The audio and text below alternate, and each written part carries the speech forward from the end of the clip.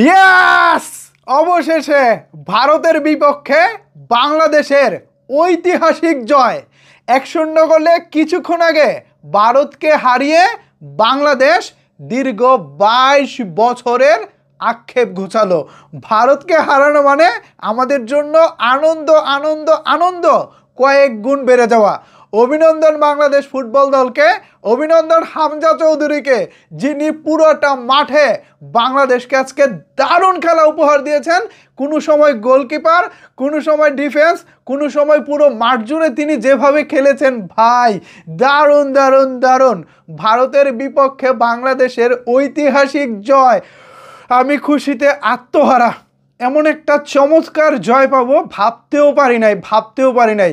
বাংলাদেশ প্রত্যেকবার লিড নিয়ে এগিয়ে থাকে, কিন্তু শেষ সময়ে এসে লাস্ট মিনিটের গোলে বাংলাদেশ ম্যাচ হেরে যায়।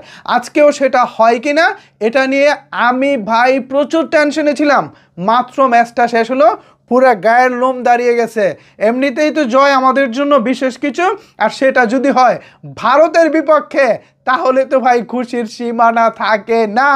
অভিনন্দন বাংলাদেশ ফুটবল দলকে, অভিনন্দন ভাই। আমি খুশি কোথায় রাখবো, চোখ দিয়ে আনন্দে পানি চলে আসছে, আমার এতটা ভালো লাগতেছে। দারুণ দারুণ দারুণ।